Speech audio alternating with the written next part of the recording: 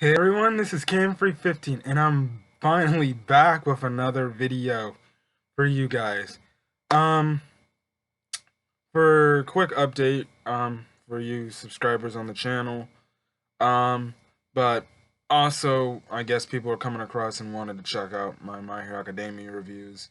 Um the reason why there was not an episode 3 review 2 weeks ago was, and mostly because the reason why I haven't been making videos, was I got really freaking sick.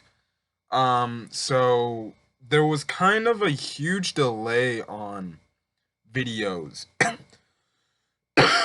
My cough is still, it's going away, but you know, I was very ill and I got sick, so really the only thing I posted was Chicago Bears football content. But anyways, here I'm back with My Hero Academia. So, My Hero Academia, episode 4 of season 4. I forgot the title, what it was, but it was a very good episode. Quick reference for episode 3. I did like episode 3. Episode 3 was a good episode. It was more world building and stuff like that. But anyways, where episode 3 left off was basically Deku runs into the girl in Overhaul. So, anyways, what happens is basically in that scene, they kind of replay the scene, or they go cut back to a little bit of the scene before, the scene actually happened. And basically, Togeda or Mirio was talking to Deku, like, basically that he's been on these. If he has Deku, if he's been on, patrol before from his last internship with Gran Torino, and Deku was like, I really kind of didn't get the full experience because really, remember last time he was off fighting Stain with Ida and Todoroki, so he never got that chance to do his patrolling of his work study because of it.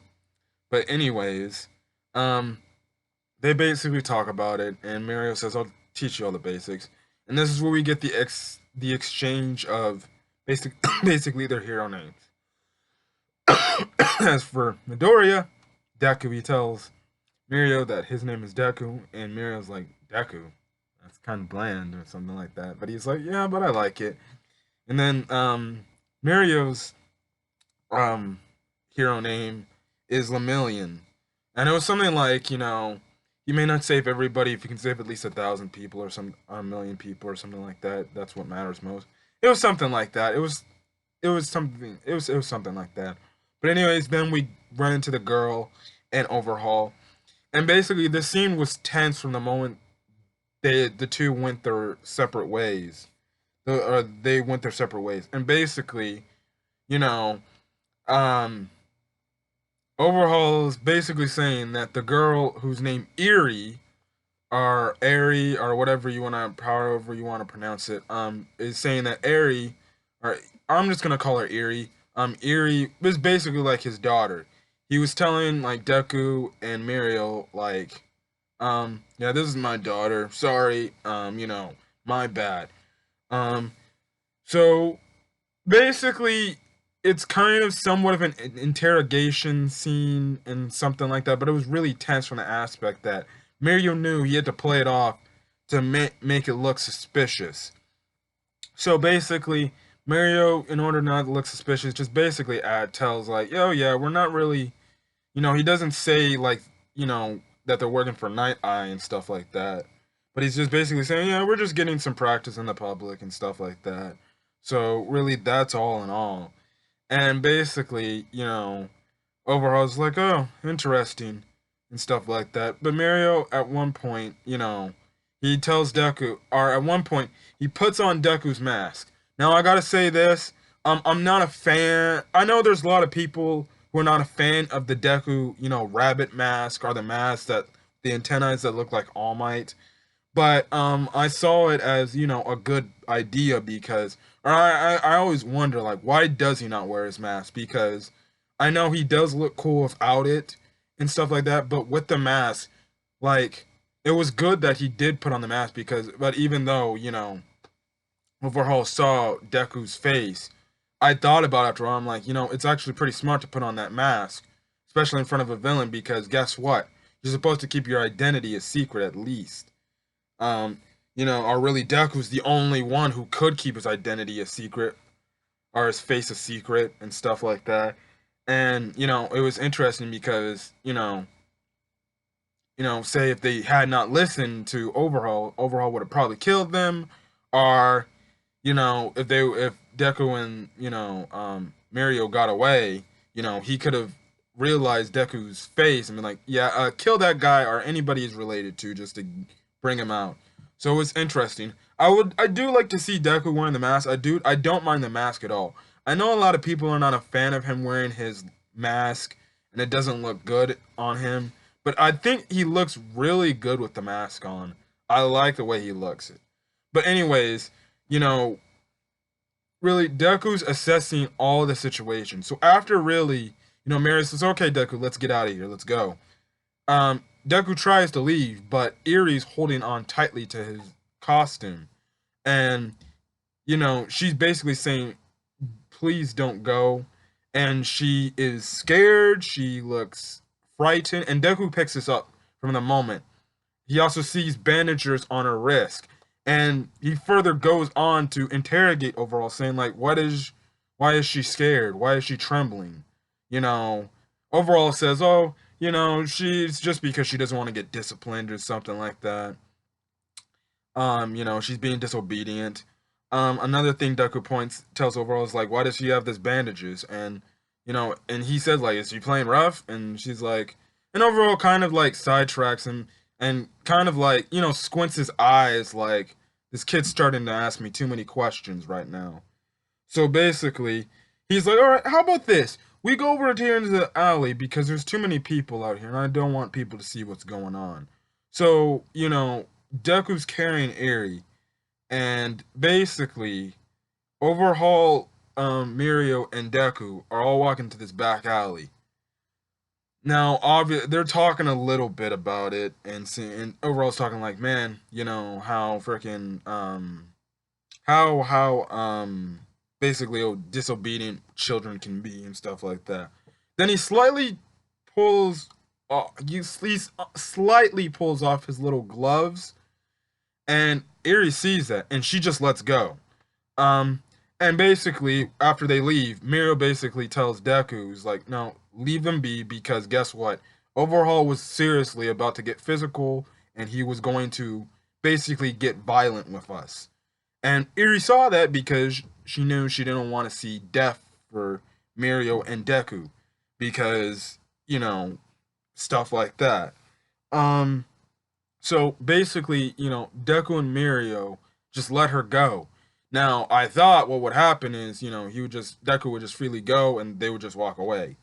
But I guess the next episode preview really kind of, even the next episode preview from last week kind of gave it, or from 2 weeks ago gave it away that Deku lets, Eri go. It wasn't kind of in the same vein as we thought. She saw that she had to go because Deku and Mirio could have freaking got exploded and probably died from it. But yeah, so Overhaul goes back to his little base, and basically he goes back to the base, and the one dude who I guess let Eri get out free and run away, he dies. Overhaul pulls off his glove and just boom, blood splatter on the wall. They don't even show the death like this showed 3 weeks ago in episode 2. He just died. And then it cuts back and forth with what Deku and Mirio are doing, and then Overall, but I'm gonna finish the Overhaul story first. But near the end, there's this Overhaul and Eri go into this dark room with a chair. Basically, Overhaul is telling her like, "Come on, Eri, you can't be disobedient. I need you for my plan." Now, for what he needs for her plan, I don't know. But obviously it's something to do, and maybe it has something to do with the reason why she's got the bandages on her wrist. Because it did look like it was a chair where like he basically like I guess sticks her to it, or wraps her up and sticks her to it just to use her for some reason. And then he gets one of his men comes in and says, "Oh yeah, we got a call from Shigarashi." and he's ready to talk about this deal. So yeah. Um. So, anyways, I'm gonna cut back to what happened after the overhaul incident with Deku Mirio. Mirio calls Bubble Girl and Night Eye. They later meet up in the episode, and basically, Mirio goes through everything that was happening, and basically, Night Eye says, like, I probably should have used my foresight on you guys so I could see this coming. So then we probably could have switched places or something like that. Um, but Deku. Another thing is he also tells a point that he had the girl and that the girl needed help, and then Deku wanted to be saved, or that Deku wanted to save the girl. But Night Eye kind of basically fires back at him. He's like, no, we're gonna think this through. We're gonna be cautious. We're gonna be careful. We can't go rushing into things because one, that's how the villains can escape because you got to think things careful. Basically, Night Eye was telling Deku, and which is kind of a learning experience for Deku, is you got to be more patient. Like I understands that Deku wants to be a hero and he wants to go save, Eri, but he's being rash about it, and rashness can lead to recklessness, which could lead to possibly his death. So I pointed that out, and he was telling Deku, like, look, we can't do nothing. When you're dealing with enemies that live in the shadows predominantly, you have to think out your plan carefully, and then we can make our strike. So from where it's going on, it's looking like with Deku dealing with Night Eye's agency, they're gonna stay back and they're gonna plan out their strategy on what to do with Overhaul. It later cuts back to the classroom after the halfway point, and basically, Todoroki and Bakugo are basically damaged because of their, um, license exam retakes and stuff like that, and stuff like basically stuff like that, and the class kind of makes comments about that. Another thing the class comments about is Sue, Ochako, and the guy that's read right, Kirishima. They're out of the class because they're actually they're actually in their internships. Mineta also asked Deku, like, how was your first day? And stuff like that. Like, you didn't see any, like, pretty girls or something like that. Or you didn't have any sexy girls in, your agency. And basically, Deku's like, whatever. Because he really is focused on, one, he's focused on basically Eri being held captive. And two, he still has yet to process the fact that Mirio was supposed to be the successor to All Might. He later goes. Basically, it kind of does a montage of him in glass, and he's basically, not doing good in anything because that's the only thing that's on his mind. He later goes into like the teacher, I guess the teacher little boardroom or whatever, and talks to Midnight and asks, "Where's All Might?" And basically, Midnight asks or tells him like, "Yeah, All Might's kind of, ever since he retired, he's been like, doing some running and stuff like that."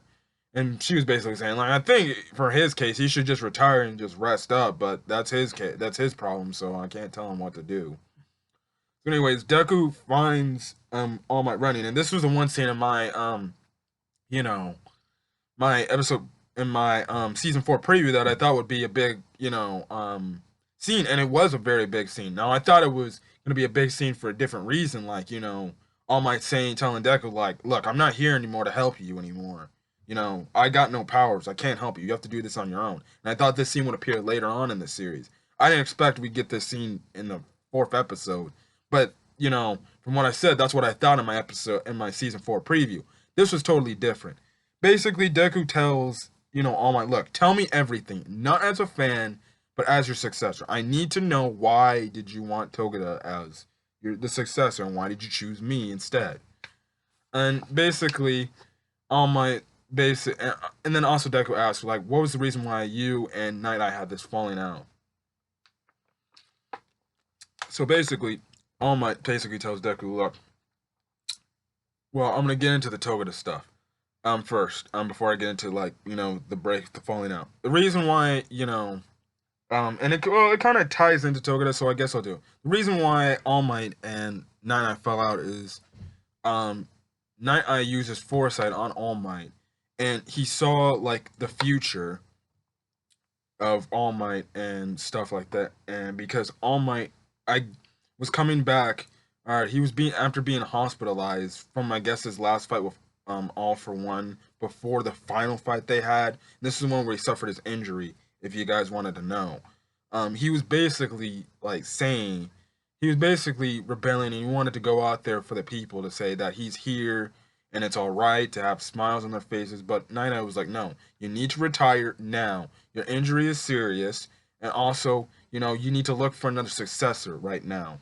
And basically, they kind of had a little mini argument because of it, and basically they kind of split up because um, really, um, Night Eye, he didn't want, All Might to continue because when he uses foresight, he saw that later down in his life, he's going to die to some villain, which was a prediction of mine later down in the future that All Might was going to die. And you can kind of see a hint in this because back in season two, All Might did hint at this when he was telling Deku the whole story about All for One and One for All, saying, and when Deku at the end of that little talk they had is like, we're gonna be fighting together, and then All Might had that little pause like, I'm sorry, young Midori, but we won't. I won't be. And it was kind of a hint that he was gonna die, possibly die in the future. Well, we get the confirmation that he's supposed to die in at least a year or two, apparently from now, or something like that.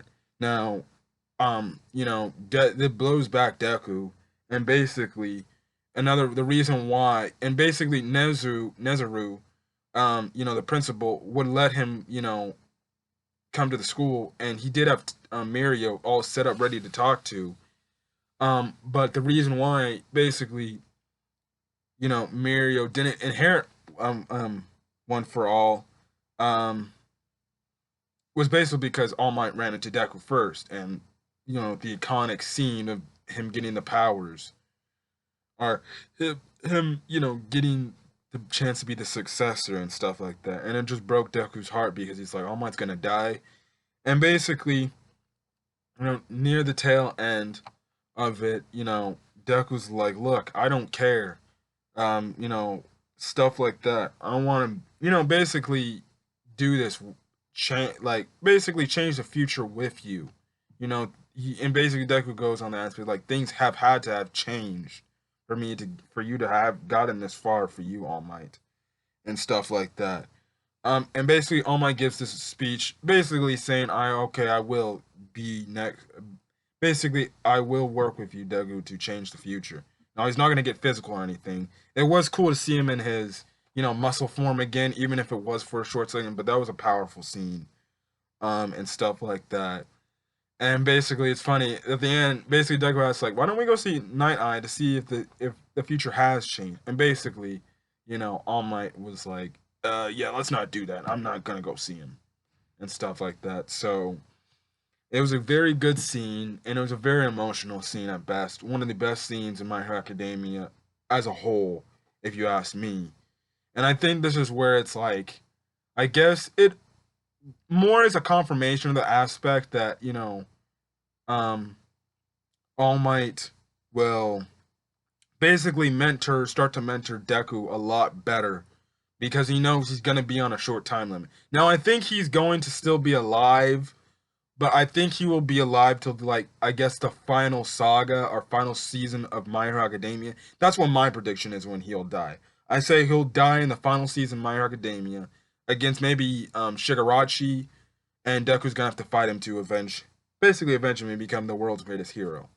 But that's just my thought. And that's basically it with the episode. Like I said, the end after credit scene was basically, Shigarashi talking to Overhaul, saying that he'll agree to work with him from the aspect of follow these demands that I have set in place. Now, before I made this video, I was watching other reviewers. This one reviewer did say, I think one of the things is Shigarashi going to join the group to get some intel to get back at Overhaul, and somewhat kind of I would say assist Deku and the others. He's being like a covert agent in a way to make sure he's gonna basically he's the top dog. And I wouldn't be shocked if this comes to the case where Shigarachi's just playing in the shadows, and he's basically like, I'll let Overhaul do what he is, but I'm gonna make sure he makes a mess up, flops up. And when that happens, I want to have the heroes take victory, and then guess what? I'm back as number one, not this guy. And that's what looks like Shigarachi is possibly planning to do. So next week is gonna be an interesting episode. It's gonna be next week's episode is gonna be, figured around, I guess the little, agree to do, like little talk that him and Shigarachi have. It's probably gonna be a little bit of the episode. Well, basically what it's looking like the next big, the big part about this episode will be Kirishima with his hero internship, and it's looking like this is gonna be, you know, basically his character development moment. I did hear that Kirishima, is going to be huge in this season. So yeah, it's going to be interesting to see what he does, and it's looking like he's going to get, a Kirishima moment, which is good to see that, not the other heroes, that the other, Deku's friends are getting their own side projects, and predominantly not the ones that, don't get a lot of shine. Kirishima in the past, he has gotten some shine here and there, but not a lot. And I guess the same can go to Ochako and, Sue. They have gotten shines every now and then, but they haven't gotten like one of their biggest shines. I figure like this episode will be about Kirishima. The next episode, it might have a little bit of Deku to deal with, but it will probably be catered more to Sue and Ochako. Unless, the next two episodes are a two-part Kirishima episode. But we'll see. I thought this episode for, season 4, episode 4 was really good. Best episode so far, and I feel like I'm gonna keep saying that, as the season progresses with each better episode. But I think this was the best episode up to date for this, season. And it's crazy because each episode keeps getting better and better. Now maybe for the Kirishima episode, like I'll probably like it, but probably not as much as this episode because it had such of an impact to the main story. But I feel like this Kirishima episode is gonna be like the one Sue episode from way back in season 2 when she was doing her internship with basically the seal superhero and the little girl fish thing. I forgot their names. It's been so long. But other than that, yes, that was My Hero Academia season 4, episode 4 review. So if you like this video, leave a like. If you want to subscribe, hit that subscribe button to get more My Hero Academia content or any of the other things that we're planning on reviewing. Whether it's One Piece and stuff like that. And also, if there was a comment you want to make about this episode, what you thought was cool, what you thought was like, or what you're gonna expect for the future, go put it down in the comment section. Another thing, please don't put any spoilers to future things happening in the saga or in the season because this was like completely blind. This is the first time I watched or seen anything from My Hero Academia season 4 blind. Everything else I saw before that, but now I'm completely blind with what's going on. But other than that, that's it. So you guys will see me basically 2 more times today. I'm posting my Chicago Bears, week preview for their game against the Detroit Lions, and then later tonight I will be doing my One Piece episode 909 review of that episode. And if for you One Piece viewers, who are my My Hero Academia viewers as well, or if you're just coming across and you didn't know that I reviewed One Piece, I did review basically all the arcs of One Piece. I still have to upload the Dressrosa arc, Zoe and Whole Cake Island arc left, and then they'll be on the channel. I know somewhere on my computer, I already have a pre-recorded video of my Dressrosa review. I just have to make my Zoe and Whole Cake Island review for those 2 arcs, and then yeah, but basically I'm gonna do weekly reviews. I'll also say that in my One Piece episode review later tonight. But I've caught up with One Piece, so yeah. But I'll explain more about that in that review. So if you want to check that out, you'll probably see that later tonight. So In other words, like hit that subscribe button if you want to see that review. But other than that, this has been Cam for 15, and I'm signing out. You guys have a great day.